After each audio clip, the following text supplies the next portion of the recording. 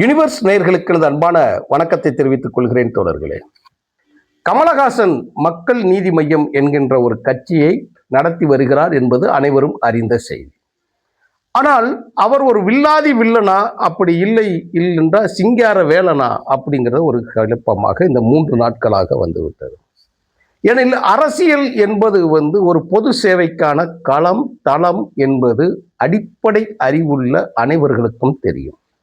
கமலஹாசன் என்பவர் கொஞ்சம் கூடுதலான அறிவுள்ள ஒரு திராவிட இயக்க சிந்தனைவாதி, கம்யூனிச சிந்தனைவாதி, மேற்படிய சிந்தனைவாதியும் அவருடைய மேற்படிய மீன்ஸ் பார்ப்பனிய சிந்தனைகளும் இருக்கும். ஏனெனில் அவர் சார்ந்து இருக்கக்கூடிய படங்கள் எல்லாம் பூணூல்களின் வேஷம் கொஞ்சம் கூடுதலாகவே இருக்கும். இப்போ என்ன இந்த காணொலியில் நான் பேச போகிற செய்தி என்று சொன்னால், வேட்பு மனுக்கு அந்த தேர்தலில் 2026 தேர்தலில் போட்டியிடுவதற்காக விருப்ப மனுவாக 50,000 பணம் வாங்கியது. அந்த 50,000 பணத்தை எங்களிடம் திருப்பி தரவில்லை தேர்தலில் அப்படின்னு ஒரு கம்ப்ளைண்ட் வந்திருக்கு. அது என்ன நடந்தது, அது என்ன செய்தி, பின்னணி என்ன அப்படிங்கிற ஒரு செய்தியை தான் சொல்றேன். பணம் ஒரு மனுஷனை எப்படி வேணாலும் மாற்றும். இதே கமலஹாசன் 2021ஆம் ஆண்டு தேர்தலில் அவருக்கு பின்னாடி எத்தனை கோடீஸ்வரன் இருந்தான்னு உங்களுக்கு தெரியுமா? விஜயகாந்த் கட்சி ஆரம்பிக்கும் போது எத்தனை கோடீஸ்வரங்க பின்னாடி இருந்தாலும் தெரியுமா? எத்தனை சினிமா ப்ரொடியூசர் உள்ள இருந்தாலும் தெரியுமா? இந்த கமலஹாசன் அவர்கள் தேர்தலில் நின்ற பொழுது அவர் தோல்வி அடைந்து அந்த செய்தி அடைஞ்ச உடனே எத்தனை பேர் பிடரி மயிரடிய பின்னாடி ஓடுனாங்கிறது தெரியுமா? இவங்கெல்லாம் எங்க இருக்கிறாங்க, எங்களுக்காக வாராங்க அப்படின்னு நீங்க யோசிச்சு பார்த்தீங்கன்னா அதோட பின்னணி வடிவேலு சொல்றதுதான் ரொம்ப பயங்கரமா இருக்கும். அவன் கருப்பா பயங்கரமா இருப்பான், இவன் பயங்கர கருப்பா இருப்பான்ல, அது மாதிரிதான் இன்னைக்கு விஜய் உட்பட நீங்க எல்லாத்தையும் பார்த்துக்கோங்க. எல்லாருக்கும் ஒரு பின்னணி உண்டு. அந்த அடிப்படையில் ஒரு 50,000 ரூபாய் விருப்ப மனு வாங்கினார். தேர்தலில் போட்டியிடவில்லை. ஏன் போட்டியிடலை அப்படின்னு ஒரு முக்கியமான காரணம் இருக்குன்னா, இவர்கள் ஒரு நாடகம் ஒன்றை நடத்தினார்கள் அப்படின்னு தான் நம்ம சொல்லணும். இப்போ ஒரு போன மாசம் தான் மதுரையில ஒரு மாநாடு நடத்தினார், காந்திய மாநாடு நடத்தினார். இவர் மக்கள் நீதி மையம். இங்கே தமிழ்நாட்டில் ஒரு தலைவர்கள் இருக்காங்க, பெரியார் இருக்காரு, அம்பேத்கர் இருக்கிறாங்க, நீங்க விருப்பப்படக்கூடிய எத்தனையோ தலைவர்கள் இருக்காங்க, பேரறிஞர் அண்ணா அவர்கள் இருக்கிறார்கள். அவர் அரசியல் தளத்திற்கு வந்து விட்டதனால் நீங்கள் பொதுத்தளத்தில் ஏற்றுக்கொள்ளாத ஒரு பெயர்களை நீங்கள் சொல்லலாம். எத்தனையோ வள்ளலார் இருக்காரு, எல்லாமே இருக்காரு. திடீர்னு காந்திக்கு ஒரு மாநாடு நடத்த போறேன்னு சொல்லி முதலமைச்சர் உள்ளிட்ட, வைகோ அவர்கள் உள்ளிட்ட, திருமாவளவன் உள்ளிட்ட, கம்யூனிஸ்ட் தலைவர்கள் உள்ளிட்ட எல்லாத்தையும் கூப்பிட்டு ஒரு மாநாடு நடத்தினாங்க. அது ஏன் நடத்தினாரு, எதுக்கு? காந்தியை நம்ம மறந்துடக்கூடாது அப்படிங்கிறதுக்காக. காந்தியை யாரையா மறந்தா, பணம் என்கின்ற ஒன்று இருக்கிற வரைக்கும், அந்த பணத்தில் காந்திய படம் இருக்கிற வரைக்கும் ஒன்று இருக்கும். சரி, அது காலத்தின் தேவை. இன்றைக்கு இருக்கக்கூடிய ஒன்றிய அரசாங்கம் காந்தியை இருட்டடிப்பு செய்வதனால் இவர் நமக்கு வெளிப்படுத்தலான்னு சொல்லி நம்ம ஏற்றுக்கிட்டு போயிடுவோம்.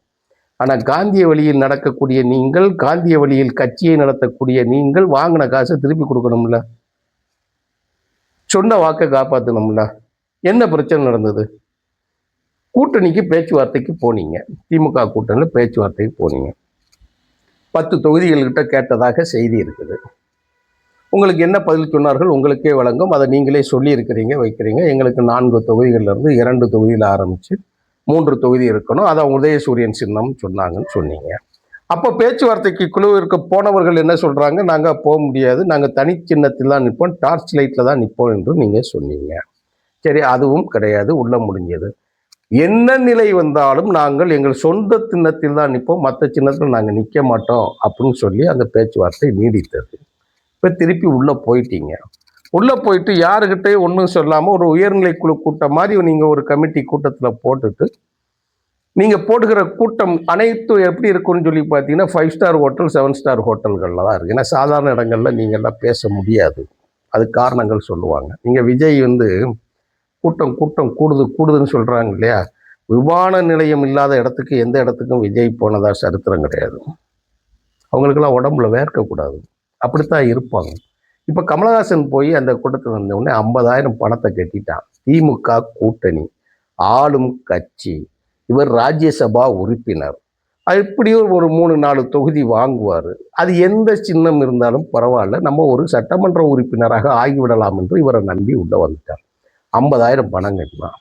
மொத்தம் 60 பேர், 6 5 30, 30 லட்சம் ரூபா பணம் கட்டுச்சு. 30 லட்சம் ரூபா பணம். இப்போ நாங்கள் தேர்தலில் திடீர்னு போய் கடைசி நேரத்தில் தேர்தலில் நாங்கள் நிற்கவில்லை, திமுகவுக்கு நாங்கள் முழு ஆதரவு கொடுக்குறோம்னு சொல்லிட்டார். யாரு? கமலஹாசன் சொல்லிட்டார். இப்போ கமலஹாசன் சொன்ன பிறகு விருப்ப மனு கேட்டேன். அப்போ நம்ம 50,000 ஒரு விமர்சனம் ஆயிடுச்சு. மெல்ல கட்சி ஆஃபீஸ்க்கு மக்கள் போகிறான். அந்த பணம் கட்டினேன் போகிறான், எங்கள் ரூபா என்னாச்சுன்னு சொல்லி கேட்க போகிறான். அப்போ கமலஹாசனுடைய அலுவலகத்தில் சொல்லப்பட்டதாக செய்தி, அது கட்சி நிதியில் சேர்ந்து விட்டது, கட்சி நிதியில் சேர்ந்துருச்சு, கட்சி மேம்பாட்டு நிதியில் சேர்ந்துருச்சுன்னு தகவலை சொல்லிட்டான். வெளியில் வந்து கதவு கிட்ட புலம்ப ஆரம்பிச்சிட்டான், பேச ஆரம்பிச்சிட்டான். பத்திரிகைகளோட காதுகளுக்கு போய்விட்டது. இப்போ பத்திரிகைகள் எழுத ஆரம்பிச்சிட்டான். அப்போ கமலஹாசன் என்ன சொல்கிறாரு, அப்படியெல்லாம் கிடையாது அப்படின்ட்டு எங்களுடைய தொண்டர்கள்லாம் யாருமே வந்து அவர் சொன்ன வார்த்தை, எந்த நிர்வாகியும் எந்த தொண்டரும் அதை திருப்பி கேட்கவில்லை அப்படின்னு கமலஹாசன் சொல்லிட்டார். அதைத்தான் நான் கேட்குறேன், நீங்கள்லாம் பத்திரிகைகள் பார்க்கிறீர்களா, தொலைக்காட்சிகள் பார்க்கிறீர்களா, இல்லை இணையங்களை ஏதாவது நீங்கள் கண்காணிக்கிறீர்களா, இல்லை என்றால் உங்களுடைய உதவியாளர்கள் ஏதாவது இந்த செய்திகளை உங்களிடம் பகிர்கிறார்களா? அப்படி இல்லை என்றால் நீங்கள் எதுவும் கட்சி ஆஃபீஸுக்கு எதுவும் போறீங்களா? உங்களுக்கு ஏதாவது செய்தி தெரியுதா? வெளியில் என்ன நடக்கு என்றதை தெரியாமல் உங்கள் வீட்டு வாசலில் என்னத்திற்கு மக்கள் கூட்டம் நிற்குது அப்படிங்கிறதை நீங்கள் கவனிக்காமல் ஒரு மாய உலகத்தில் நீங்கள் இருந்து கொண்டு இருந்தீர்களா? என்ன சொல்கிறது, நம்ம உங்கள் பெயர் இங்கே படுது. இப்போ இந்த இடத்துல நம்ம ஏன் பதிவு செய்கிறோம் அப்படின்னா, நீங்கள் செய்யக்கூடிய இந்த வேலை இந்த தேர்தல் காலத்தில் பாதிப்பு ஏற்படக்கூடும், அதைத்தான் சொல்கிறோம். ஆனால் எந்த கட்சியும் இல்லாத அளவுக்காக நீங்கள் அந்த அளவுக்கு அதிகமான பணத்தை வாங்கியதனால் வந்த விளைவு தான் உங்களுக்கு. திமுக வாங்கலைங்க, அதிமுக வாங்கலைங்க, காங்கிரஸ் வாங்கலை, பிஜேபி வாங்கலை, மறுமலர்ச்சி திமுக வாங்கலை, விடுதலை சிறுத்தைகள் வாங்கலை, கம்யூனிஸ்ட் இயக்கங்கள் வாங்கலை, எதுவும் ஒன்றுமே கிடையாது. நீங்கள் மட்டும் ஒரு வேட்பாளர் நிற்கிறதுக்கு 50,000 ரூபாய் நீங்கள் கேட்கீங்க. 50,000 ரூபாய்ங்கிறது சாதாரண பணம் இல்லைங்க. அதில் என்ன பண்ணணும், ஒரு பட்டியல் நான் வாசிக்கிறேன் பாருங்க. அதிமுகவோட விருப்ப மனு ஒரே கட்டணம் 15,000 ரூபா, திமுகவோட விருப்ப மனு பொது தொகுதிக்கு 25,000 ரூபா, தனி தொகுதிக்கு 15,000 ரூபா. நீங்க பல காணொலிகளில் நீங்கள் பார்த்திருக்கலாம், பேசியிருக்கலாம். எப்படி இருக்கும்னு சொல்லி கேட்டீங்க அப்படின்னா, 25,000 ரூபா நாங்கள் வந்து பொது தொகுதிக்கு கட்டணும், தனி தொகுதிக்கு 15,000 ரூபா கட்டணும். திமுக என்ன சொன்னாங்கன்னா, நாங்கள் முதலமைச்சரோடு பேசுவதற்கு எங்களுக்கு ஒரு வாய்ப்பு கிடைக்கிறது, அவரோடு புகைப்படம் எடுப்பதற்கு ஒரு வாய்ப்பு கிடைக்கிறது, எங்கள் தலைவரை பக்கத்தில் இருந்து பார்த்து உரையாடுவதற்கு ஒரு வாய்ப்பு கிடைக்கிறது, அதனால் நாங்கள் படம் கட்டினோம் சொல்லிட்டு போயிட்டாங்க. 25,000ங்கிறது. தேமுதிக கூட 15,000 10,000 பொது தொகுதி தனி தொகுதி, விடுதலை சிறுத்தைகளுக்கு ஒரே தொகுதி 5. தாவேக்கால ஒரு கூத்து நடத்தினா. என்ன கூத்து நடத்தினா, 100 ரூபா ஃபார்ம் போட்டு யார் வேணாலும் பண்ணுங்கன்னா, எங்கிட்ட 50,000 பேர் பண்ணிட்டாங்கன்ட்டான். 50,000 பேர் நீ எங்கடா விசாரிச்ச, யார்கிட்டடா பேசினா, எத்தனை பேர்டா கொடுத்துருக்க? 3% கூட கிடையாது. கேட்டது 25,000 ரூபா 10,000 ரூபா. இந்த காணொலியை பதிவு செய்து கொண்டிருக்கக்கூடிய எங்கள் தொகுதி ராஜபாளையத்தில் தாவேக்கால் வேலை செய்ய ஆள் கிடையாது. வேட்பாளர் யாருன்னே தெரியாது. எனக்கு தெரிய விவரம் தெரியும், அதுக்கு மேல் நான் செய்ய விரும்பவில்லை. சரி, ரைட்டு. விடுதலை சிறுத்தைகளில் 5,000 ரூபா, மக்கள் நீதி மையத்தில் மட்டும் 50,000. உங்களுக்கு பிரச்சனை புரியுதா? தொகையின் அளவுக்கு அதிகமாக இருக்கிறதுனால் உங்களுக்கு பிரச்சனையும் அளவுக்கு அதிகமாக வருகிறது. பேராசை பெருநஷ்டம். நீங்க ஒரு 15,000 10,000 யாரும் திருப்பி வந்து கேட்க போறது இல்லை. உங்களுக்கு பணம் கட்டுற வந்து கோடிக்கணக்கில் செலவழிக்க தயாராக இருப்பவர்கள் வந்து ஒரு விமானத்தை பிடித்து அந்த கெட்டிய பணத்தை திருப்பி வாங்குவதற்கு யாரும் விரும்ப மாட்டார்கள், அது தேவைப்படவும் மாட்டார்கள். நீங்க 50,000 பணம் என்று சொன்ன உடனே அந்த 50,000 பணம் தேர்தல் நிதியில் சேர்ந்து விட்டது என்று சொன்னதுனால உங்களை வந்து வில்லனா இல்லைன்னா உத்தம வில்லனா அப்படிங்கிற லெவலுக்கு கொண்டு போயிட்டாங்க. அதான் உங்களுக்கு பிரச்சனை. இன்னைக்கு என்ன அறிவிச்சிருக்கிறீங்க, குறிப்பிட்ட நேரத்திற்குள் நாளை வந்து என்னிடம் வந்து பணத்தை அலுவலகத்தில் பெற்றுக்கொள்ளுங்கள். இப்போ அந்தந்த ஊர்களில் இருப்பாங்க. எப்படி ஒரே நாளில் அங்கே போய் வாங்க முடியும், வைக்க முடியும்? அப்போ அவன் ஃப்ளைட்டை பிடிச்சி வரணும், இல்லைன்னா தனி காரில் வரணும். அதுக்கு செலவு என்ன ஆகுறது?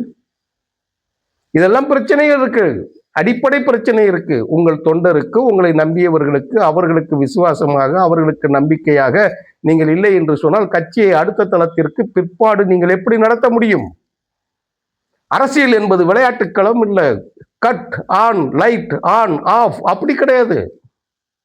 அரசியல் என்பது லைவ்ல இருக்கணும். நீங்க 5 ஸ்டார் ஹோட்டல் நடத்துறவங்க, 7 ஸ்டார் ஹோட்டலில் நடத்துகிறவங்க கூட்டங்களையே களத்தில் வேர்வையிலும் விடியலையும் நடத்த முடியாது.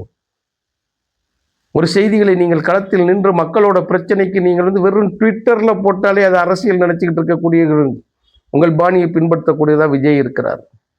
அவனும் அப்படித்தான் பண்ணிக்கிட்டு இருக்கிறான். ஏன்னா நீங்கள் ஒரு பெரிய லைட், திரும்பி பார்த்தா உங்களுக்கு ஜூஸ், இங்கிட்டு திரும்பி பார்த்தா உங்களுக்கு சகல வசதிகள், ஒரு சின்ன பாத்ரூம் போனா கூட உங்களுக்கு பிரம்மாண்டமான ஒரு கேரவன், அப்படி ஒரு லக்ஸுரி லைஃப் வாழ்ந்த உங்களுக்கு அடிமட்ட தளத்தில் இருக்கக்கூடிய இந்த அரசியல் வாழ்க்கை உங்களுக்கு ரொம்ப கடினமானது.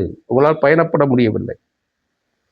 அரசியலை கேலிக்கு உள்ளாக்கக்கூடிய நிலை வந்து விடாமல், உங்கள் மீது எதிர்காலத்தில் விமர்சனம் இருக்குது தடுத்து விடாமல், இந்த தேர்தலை பாதிக்க விடாமல் இருப்பதற்காகத்தான் எதிர்வரும் காலங்களில் இளைஞர்களுக்கு இப்படி ஒரு சம்பவங்கள் நடந்தது என்பதை பாலபாடமாக இருக்கட்டும் என்பதனால் தான் நமது சேனலில் இந்த செய்தியை பதிவாக்குகிறேன் தோழர்களே. மற்றபடி தனிப்பட்ட விருப்பு வெறுப்பெல்லாம் எனக்கு தோழர் கமலஹாசன் மீது கிடையாது. அதில் எந்த விருப்பமும் கிடையாது. அவர் ஒரு நல்ல பக்கத்தில் நின்று இன்று ஆதரிக்கிறார். அதனால் நம்மளும் ஆதரிக்கிறோம். சம்பவத்தை செய்தியாக சொல்லுகிறோம். இந்த செய்தி மீண்டும் ஒரு செய்தியாக மாற வேண்டாம் அப்படிங்கிறது தான் பதிவு செய்கிறோம் தோழர்களே. நன்றி, வணக்கம் தோழர்களே.